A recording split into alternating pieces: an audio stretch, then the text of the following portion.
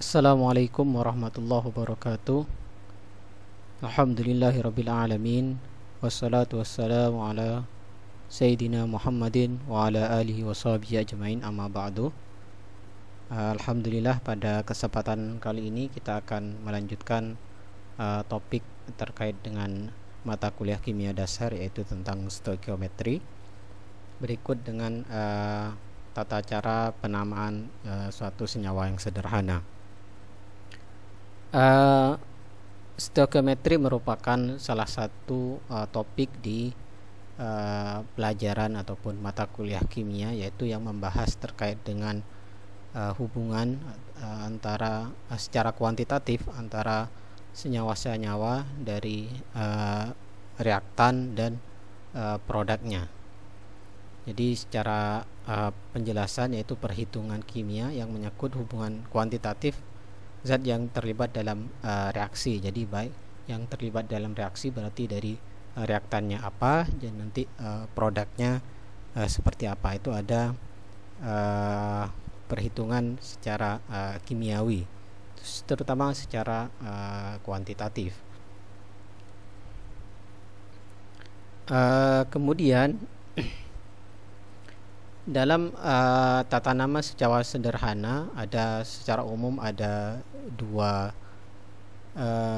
bagian besar dalam ilmu kimia, yaitu ada senyawa atau unsur ataupun senyawa anorganik dan senyawa organik. Dalam hal ini kita akan membahas sedikit banyak terkait dengan anorganik, karena yang organik nanti akan ada mata kuliahnya sendiri untuk tata nama senyawa organik. Nah, yang pertama yaitu senyawa yang paling sederhana disebut dengan senyawa biner. Jadi yang terdiri dari dua unsur. Contohnya misalkan H dengan O, jadi H2O, ataupun N dengan H bentuk amonia, dan juga karbon dioksida. Jadi senyawa yang terdiri hanya dari dua jenis unsur. Contohnya misalkan seperti yang dicontohkan ini, jadi hanya dari dua jenis unsur. Itu disebut dengan senyawa biner. Nah, penamaan senyawa biner ini ada aturannya, yaitu kalau kita lihat di sini, jadi ada urutannya dari kiri ke kanan seperti ini. Maka untuk penamaan senyawa biner, maka yang ditulis pertama kali adalah yang berada pada sisi kiri. Jadi sisi kiri ini yang relatif lebih positif, sedangkan ini cenderung untuk negatif atau delta negatif. Contohnya misalkan H dengan Cl, jadi menjadi HCl, atau seperti NH 3, jadi N nya dulu yang ditulis menjadi lalu dengan H nya. Jadi kalau H dengan golongan halogen terutama biasanya hanya yang ditulis lebih dahulu. Jadi lebih ke kiri ini cenderung positif, sedangkan yang ini cenderung negatif. Kalau kita lihat ini adalah golongan-golongan halogen. Jadi itu cara penamaan senyawa biner. Kemudian ada pengecualian terkait dengan penamaan ini, yang senyawa biner yang mengandung seperti unsur oksigen, terus klorin dan sebagainya. Maka oksigennya itu ditulis di bagian akhir. Contohnya misalkan ini Cl2O ataupun I2O5. Jadi kalau yang tadi normalnya HBr, klorinnya, jadi klorin juga sama sih ditulis di akhir, karena juga Cl lebih negatif ya. Tapi kalau yang ke N dengan O, maka O nya yang ditulis di akhir. Kemudian jika unsur kedua berada pada golongan yang sama, misalkan pada contohnya di sini golongan halogen, golongan 7A misalkan, golongan 7A misalkan. Nah, maka unsur pertama yang diletakkan di pertama, yaitu yang lebih ke bawah, artinya yang jari-jarinya lebih besar. Jadi kalau jari-jari kan semakin ke bawah semakin besar dalam satu golongan. Jadi yang diletakkan di awal adalah, contohnya adalah I dengan F di sini. Maka yang diletakkan di awal adalah I dengan I dulu baru F. Kalau dengan C dengan I ini berarti kan C-nya lebih ke kiri tadi. Nah, kalau I dengan F ini, maka yang diletakkan di awal ini adalah dalam satu golongan itu adalah I dulu baru F. Jadi itu kalau misalkan dalam satu periode. Tapi kalau kita lihat tadi di urutannya di awal, ini relatif I dulu baru F kalau tadi kita lihat. Jadi itu penamaan tata cara penamaan ataupun penulisan senyawa biner ya. Kemudian unsur terakhirnya yang ketiga ini aturannya, unsur terakhirnya diberi akhiran ida. Contohnya misalkan HF, jadi hidrogen ini kan fluorin, sehingga menjadi hidrogen fluorida. Atau ini HS menjadi hidrogen sulfida dari sulfur. Jadi ini beberapa contoh yang lain seperti natrium klorida, litium oksida dan seterusnya, barium klorida dan seterusnya. Jadi di akhirnya diberi dengan ida untuk senyawa biner. Jadi itu tata cara penamaan untuk senyawa biner. Nah, kemudian yang keempat, jumlah atom dari masing-masing unsur menentukan awalannya. Jadi jumlah atomnya itu menentukan awalnya. Jadi untuk yang satu itu disebut mono, terus yang kalau dua itu disebut di. Jadi kalau kita contohnya misalkan N2O, berarti karena N-nya ada 2 berarti di nitrogen monoksida. Jadi di nitrogennya ada 2, oksidanya ada 1. Jadi di nitrogen monoksida. Terus ini juga berarti di nitrogen, karena O-nya ada 5 berarti pentaoksida. Sama dan seterusnya. Misalkan karbon monoksida, atau ini PCl5 berarti fosfor, karena Cl-nya ada 5 berarti pentaklorida. Atau SF6 sulfur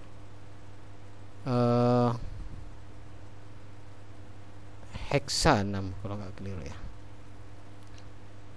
Kalau tetra itu 4 ya, heksa fluorida harusnya.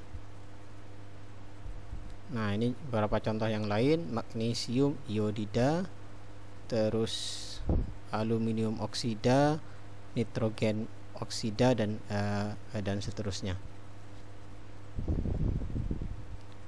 Nah, ini tadi ya tetra itu 4. Jadi tadi harusnya heksa, jadi 6 tadi heksa. Jadi ini penamaan dari bahasa Yunani, jadi mono, di, tri dan seterusnya sampai deka. Ini penamaan jumlah atom dalam bahasa Yunani. Kemudian senyawa yang mengandung unsur H atau hidrogen, maka biasanya dia berikatan dengan unsur non logam, itu plus ida, hampir sama kayak tadi. Jadi HCl menjadi hidrogen klorida atau hidrogen sulfida atau hidrogen bromida. Jadi berkaitan dengan H. Atau senyawa yang sudah diumum, jadi tidak perlu dengan aturan yang tadi. Jadi kayak air, terus amonia, metana. Metana ini masuk dalam senyawa organik nantinya penamaannya. Jadi unsur-unsur yang sudah dikenal umum seperti urea mungkin, terus NH3, amonia dan segala macam. Jadi itu bisa menggunakan nama-nama yang sudah banyak dikenal. Kemudian untuk senyawa ion, maka senyawa ion ini biasanya berikatan antara ion positif dan ion negatif. Pada umumnya kation ini berupa unsur-unsur logam, sedangkan anionnya biasanya dia unsur-unsur non logam. Nah, untuk kation maka diberi dengan nama unsur logamnya. Contohnya misalkan Na+ berarti ion natrium, terus kalsium, silver atau perak dan seterusnya. Jika unsur-unsur logam tersebut membentuk kation dengan muatan berbeda, maka jumlah muatannya ditulis. Contohnya yang seperti ini adalah Fe. Jadi Fe itu bisa 2+ atau dia bisa juga dalam bentuk 3+, sehingga kalau dalam penulisannya biasanya ion besi 2 atau besi 3. Jadi ditulis tergantung muatannya, karena Fe itu memiliki lebih dari satu muatan. Kalau seperti Na kan sudah Na+1 seperti ini, atau Ca dia dalam bentuk ionnya cuma satu, beda dengan Fe. Oke, baik, tadi kita break sebentar karena ada masih adzan, jadi kita lanjutkan. Jadi untuk tadi senyawa ionnya yang lebih dari satu bentuknya, maka ditulis dengan nomor ionnya ini. Kemudian kalau misalkan kationnya itu berasal dari non logam dan bentuk senyawa sebenarnya, seperti kayak ion amonia, atau ion ini hidronium, jadi akhirnya ditambah ium kalau dalam bentuk unsur non logam seperti ini. Nah, ini beberapa nama dalam bentuk kation. Jadi ada natrium, terus aluminium, silver, Hg atau raksa. Jadi Hg ini ada lebih dari satu juga, ada Hg1 dan juga Hg2 atau Cr juga. Jadi lebih dari satu ion. Kemudian untuk anionnya maka diberi tadi sama, diberi akhiran ida. Contohnya misalkan kalau H+ dalam bentuk anion berarti ion hidrida atau oksida atau nitrida atau fluorida, yang paling umum ada di golongan 7A itu ya. Kemudian untuk anion poliatomik, jadi kalau dalam lebih dari satu atom, jadi contohnya misalkan kita lihat di sini ada SO4. Nah, itu poliatomik karena lebih dari satu atom ininya, ionnya dalam bentuk ionnya. Maka ini poliatomik yang mengandung unsur oksigen, jadi oksoanion, diberi nama akhiran -at atau -id. Jadi akhiran -at itu digunakan untuk anion poliatom yang memiliki atom O lebih banyak. Jadi -at itu atomnya yang lebih banyak. Kalau id berarti atom O-nya lebih banyak tadi. Kalau id ini yang atom O-nya lebih sedikit. Contohnya yang ini yang sering kita jumpai, misalkan nitrat dengan nitrit. Jadi kalau NO3 O-nya ini ada 3 berarti akhirannya at. Jadi nitrat. Kalau O-nya 2 maka dia dalam bentuk id tadi akhirnya, nitrit. Yang kedua contohnya misalkan asam sulfat atau sulfat ya dalam hal ini. Ini kalau O-nya ada 4 berarti dia akhirannya at, sulfat. Tapi kalau SO3 maka dia disebut dengan sulfit. Nah, itu perbedaannya. Kemudian selanjutnya anion yang diurutkan dari penambahan H+ yang diturunkan dari penambahan H+ pada oksoanion diberi nama dengan menambahkan awalan hidrogen atau dihidrogen. Contohnya ini karbonat berarti jadi CO3 ini senyawa karbonat. Kalau dia menjadi HCO3- jadi dalam bentuk minus ada hidrogennya gini, maka disebut dengan ion hidrogen karbonat. Atau ini dihidrogen fosfat. Jadi ada ion fosfat misalkan PO4 ini karena dia ada juga berikatan dengan hidrogen menjadi, karena hidrogennya ada 2 menjadi dihidrogen fosfat. Jadi ditambahkan seperti itu tata nama penamaannya dari anion.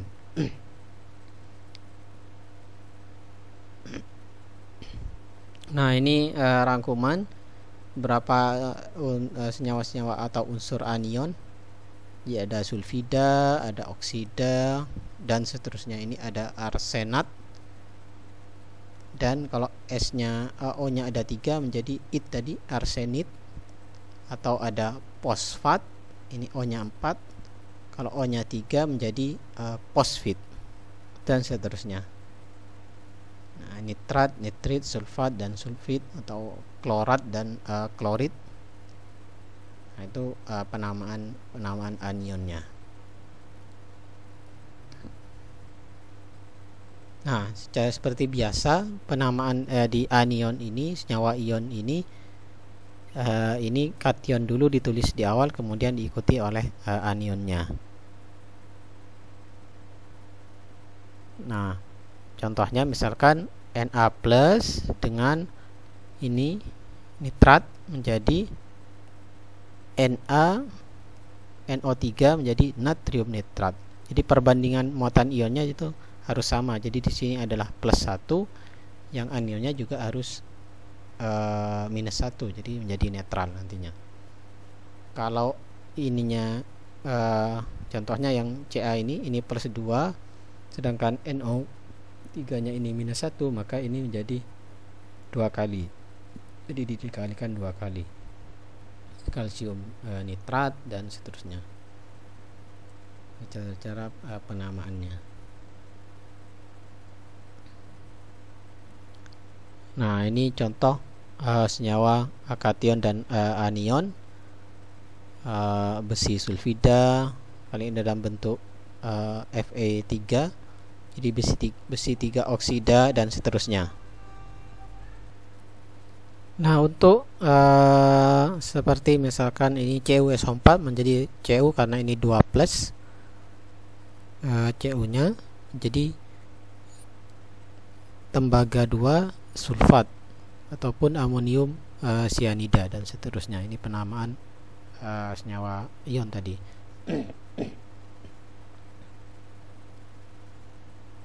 Nah, tadi penamaan 2 logam kation yang memiliki muatan berbeda seperti Fe tadi, ada Fe2 dan Fe3, yang ini adalah Fe2 dan ini Fe3. Maka untuk yang Fe2 itu diberi akhiran O, sedangkan yang 3 ini diberi akhiran I. Jadi ferroklorida berarti dia Fe-nya 2. Kalau I berarti akhirnya Fe atau ferriklorida. Baik, saya ulangi. Jadi untuk unsur ini, untuk unsur kation yang memiliki 2 ion, jenis ion atau muatan yang berbeda, maka yang muatan yang lebih rendah ini disebut diberi akhiran O, jadi seperti ferro, besi 2 itu ferro. Tapi kalau yang lebih besar diberi akhiran I, jadi ini Fe3 ini muatannya, ferriklorida dan seterusnya. Nah, ini Anda bisa latihan cara penulisan nama UPEC dari senyawa-senyawa seperti ini. Jadi bisa buat latihan, misalkan amonium sulfida ataupun dan seterusnya. Nah, ini seperti amonium sulfida, terus natrium hipobromid, nitrogen trifluorida dan senyawa dan seterusnya. Ini jawaban yang tadi itu, nitrogen trifluorida, jadi F-nya ada 3.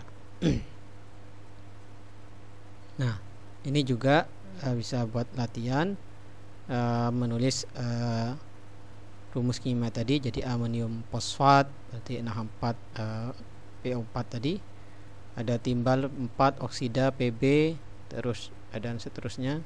Jadi ini NH4 PO4, ini muatannya disamakan, yang ini -3 berarti yang ini harus ada 3 kali, jadi kan NH4 nya plus. Ataupun Pb oksida tadi ini 2 minus, Pb nya ini 4 plus, berarti oksigennya yang ada 2, dan seterusnya penulisannya. Nah, sekarang kita ke tata nama senyawa asam. Ini umum saya kira. Jadi asam itu mengandung ini hidrogen H+, jadi asam klorida, terus asam sulfat, dan seterusnya. Jadi anionnya tadi seperti tadi namanya, ini nitrat, ini fosfat, dan seterusnya. Ini kita kenal dengan cuka atau asam asetat. Ini H+ dan CO3 COO-. Jadi anionnya ini CO3 COO- ini. Kemudian untuk basa yang mengandung gugus hidroksida atau OH minus ya. Contohnya ini adalah natrium hidroksida ataupun kalsium dihidroksida atau aluminium hidroksida, dan seterusnya.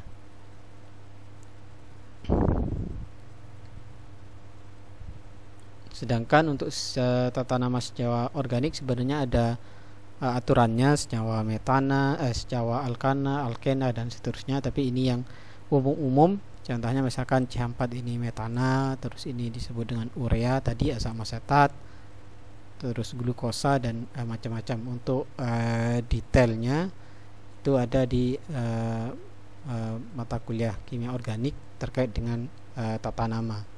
Jadi ini tata nama yang khusus yang sering kita kenal, seperti kayak urea. Kalau dari aturannya ada di mata kuliah organik nantinya di tata nama senyawa alkana, alkena, dan seterusnya.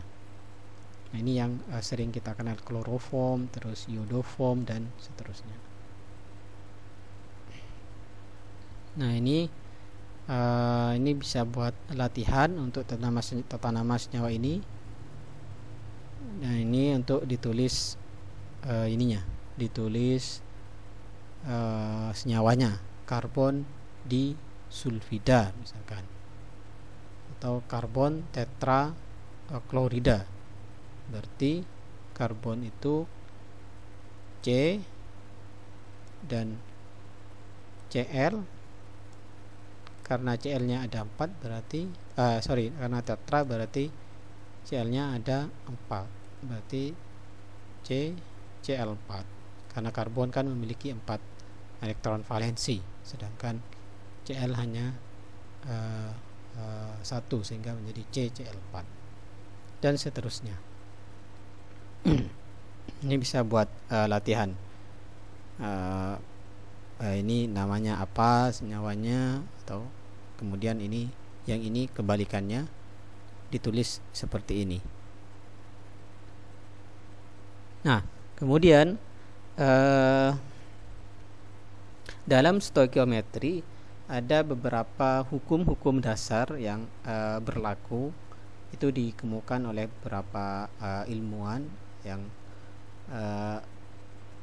dia seperti contohnya misalkan yang kita kenal hukum kekekalan massa yang dikemukakan oleh Lavoisier ini. Jadi ada beberapa hukum ataupun fenomena yang terjadi dalam reaksi-reaksi kimia, itu disebut dengan hukum dasar kimia ini. Yang pertama adalah hukum kekekalan massa. Jadi ini kayak postulat seperti itu. Jadi hukum kekekalan massa itu menyebutkan bahwa massa zat-zat sebelum reaksi, artinya yang sebelum reaksi itu adalah reaktan yang sebelah kiri, dan sesudah reaksi yaitu produk. Jadi massanya itu akan selalu sama. Contohnya ini Lavoisier ini melakukan eksperimen dengan memanaskan raksa Hg ini. Jadi Hg itu sama Lavoisier dipanaskan dalam tabung tertutup. Kemudian setelah selesai reaksi, massa tersebut, massa raksanya, jadi sebelum dilakukan reaksi ditimbang, kemudian setelah reaksi, ternyata setelah selesai reaksi massa raksanya bertambah berat. Nah, pertambahan berat itu oleh Lavoisier dijelaskan itu dikarenakan Hg itu bereaksi dengan oksigen yang ada di dalam tabungnya itu. Jadi contohnya misalkan Hg ini massa awalnya 400 sekian gram, kemudian dipanaskan, ternyata setelah pemanasan ini massanya bertambah menjadi 433. Nah, Lavoisier kemudian mengungkapkan penambahannya ini karena dia bereaksi atau Hg mengikat oksigen yang ada di tabung tersebut. Jadi ini, maka kalau kita total ini ditambah ini adalah 433, yaitu massa reaktan tadi, massa sebelum reaksi, dan massa setelah reaksi itu akan sama. Jadi itu hukum kekekalan massa yang dicetuskan oleh Lavoisier namanya. Itu hukum dasar yang pertama. Kemudian ini juga contohnya. Ini contohnya juga, misalkan fenomena yang kita jumpai, misalkan besi yang berkarat misalkan, maka massanya itu akan bertambah ketimbang besi di awal. Itu dikarenakan besi yang masih bagus itu, yang seperti besi biasa, dia bereaksi dengan oksigen seperti ini, menghasilkan Fe2O3 atau besi yang berkarat. Sehingga contohnya misalkan kalau awalnya besinya massanya 7 misalkan, kemudian setelah berkarat dia massanya akan bertambah menjadi 10 misalkan. Ini dikarenakan penambahan massa ini karena Fe ini bereaksi atau mengikat oksigen, berarti oksigennya sama dengan 3 gram misalkan, sebagai contoh misalkan, sehingga menjadi 10 gram setelah menjadi berkarat. Itu karena reaksi Fe atau besi dengan oksigen. Jadi nanti massa sebelum reaksi atau reaktan itu akan selalu sama dengan massa setelah reaksi. Jadi seperti itu. Kemudian hukum yang kedua, yaitu yang dikemukakan oleh Proust ini, hukum perbandingan tetap. Kalau tadi hukum kekekalan massa, yang ini adalah hukum perbandingan tetap. Ini menyebutkan bahwa perbandingan massa dari unsur-unsur dalam senyawa itu akan selalu sama. Jadi perbandingan massa dari unsur atau atom-atom dalam satu senyawa itu akan selalu tetap. Contohnya misalkan ini disebutkan di sini adalah dalam senyawa H2O. Nah, perbandingan massanya ini akan selalu sama, yaitu kalau kita lihat massa dari hidrogen itu adalah nomor massanya 1, sedangkan nomor massa dari oksigen itu adalah 8. Jadi perbandingannya adalah 1,8. Jadi untuk membuat H2O, maka formulanya ini perbandingan massanya itu hanya 1, sedangkan O nya adalah sebanyak 8. Nah, senyawa lain juga memiliki perbandingan massa tertentu tergantung ini tadi, massa perbandingan massanya. Contohnya misalkan ini yang H2O. Jadi misalkan kalau kita mau mereaksikan 2 gram hidrogen kemudian dengan 16 gram oksigen, ini kan perbandingannya 1:8. Ini 1, ini banding 8 kan. Jadi dikalikan 2, ini 2, ini jadi 16. Maka akan terbentuk massanya adalah 18. Jadi ini 2 dan 16. Jadi kan harus sama massa yang sebelum reaksi dan sesudah reaksi itu sama. Kemudian kalau misalkan hidrogennya adalah 4 gram, kemudian ini akan berarti dikalikan 4, atau misalkan dia mereaksikan lebih jadi 32, maka yang terbentuk ini hanya 36 karena kan perbandingannya tadi ini kalau dikalikan 4 1:8, ini 4, ini yang ini cukup 32 saja kan, sehingga totalnya untuk membentuk H2O ini 36, sehingga kalau 34 ini yang 2 masih ada sisanya karena perbandingannya itu hanya 1:8 saja. Atau ini dikalikan 8 misalkan jadi 8 gram, yang ini 1:8, berarti di sini adalah 8 kali 8 berapa berarti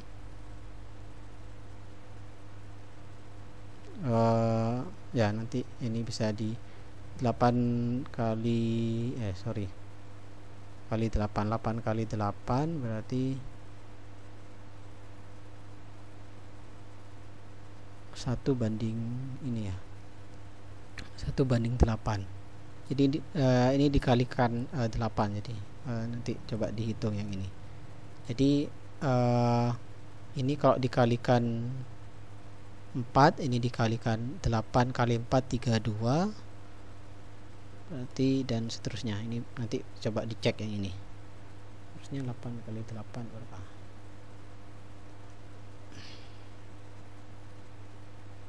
Oke. Kemudian yang ketiga, hukum perbandingan yang ketiga adalah hukum Gay-Lussac. Jadi ini menyebutkan bahwa pada temperatur atau simbolnya T dan tekanan, ini simbolnya P, pada temperatur dan tekanan yang sama dalam suatu reaksi gas berlaku perbandingan koefisien, perbandingan bahwa koefisien itu sama dengan perbandingan volume. Jadi untuk gas ini perbandingan koefisien itu juga menunjukkan volumenya. Contohnya misalkan ini. Jadi ada gas N nitrogen atau N2, kemudian gas hidrogen. Ketika direaksikan ini membentuk amonia NH3. Nah, perbandingannya ini koefisien.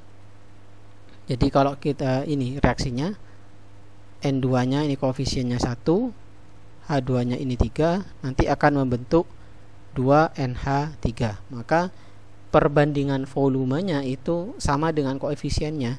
Jadi contohnya misalkan kita punya 1 liter nitrogen direaksikan 3 liter hidrogen, maka dia akan menghasilkan 2 amonia, gas amonia, atau menghasilkan 2 amonia. Nah, kalau misalkan kita punya 5 liter nitrogen, maka untuk perbandingannya adalah itu berarti ini dikalikan 5, maka harus direaksikan dengan 5 liter hidrogen, kemudian dia akan menghasilkan 10 liter dan seterusnya. Jadi perbandingan koefisien ini untuk gas ini juga sebanding dengan perbandingan volumenya. Itu dari hukum perbandingan volume tadi. Kemudian yang keempat adalah hukum perbandingan jumlah partikel, atau ini jumlah partikel ini dikemukakan oleh Avogadro. Jadi Avogadro menyebutkan bahwa dalam 1 mol ini contohnya, dalam 1 mol suatu unsur atau zat ataupun yang lain itu setara atau jumlah partikelnya itu sebanyak 6,02 kali 10⁻²3. Jadi banyak sekali.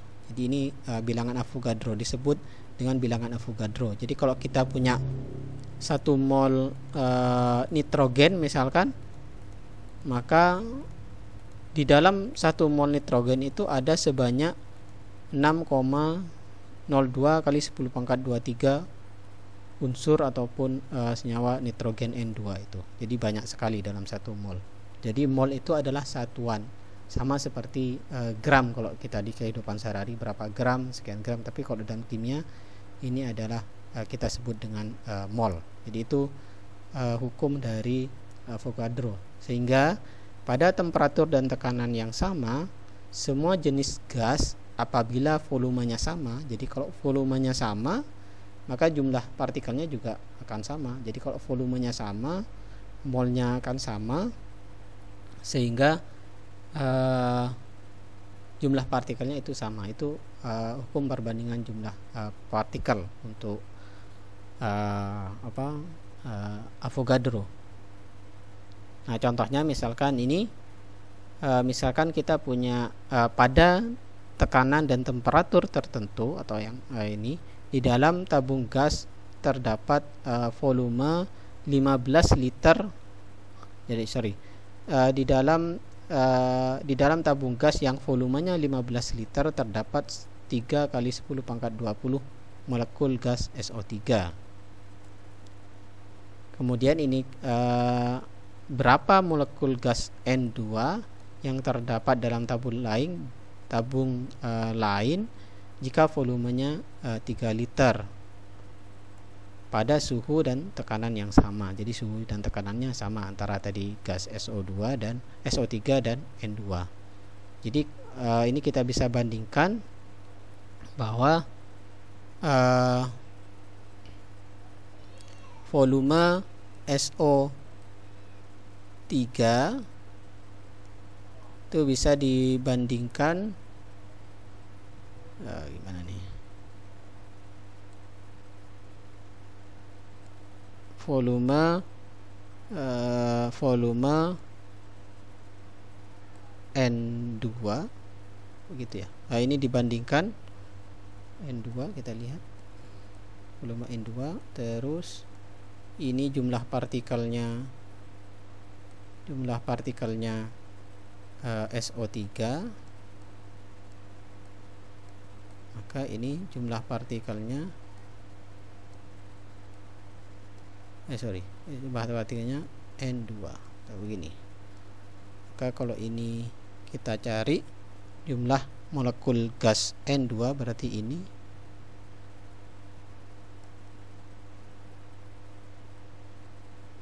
ya. Jadi kalau kita cari, ini akan menjadi persamaan ini pindah ke sini, kemudian ini pindah ke atas, ini pindah ke bawah, sama.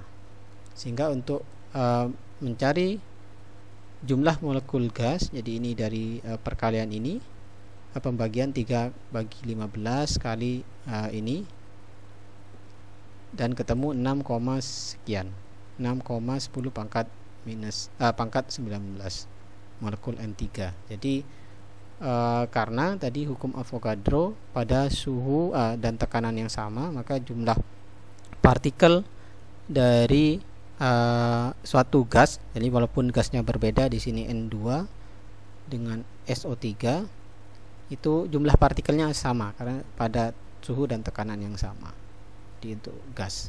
Jadi itu berapa hukum-hukum dasar dari kimia. Ada Lavoisier tadi, Proust, terus ada Avogadro, dan seterusnya. Saya kira demikian untuk topik stoichiometry. Nanti akan dilanjutkan kembali untuk konsep mol dan seterusnya. Jadi ini masih dasar-dasar penamaan senyawa kimia sederhana, jadi dari senyawa biner, terus kation, anion, dan seterusnya tadi. Demikian kurang lebihnya, mohon maaf, mudah-mudahan bermanfaat. Allahul muwaffiq ila aqwamit thoriq. Wassalamualaikum warahmatullahi wabarakatuh.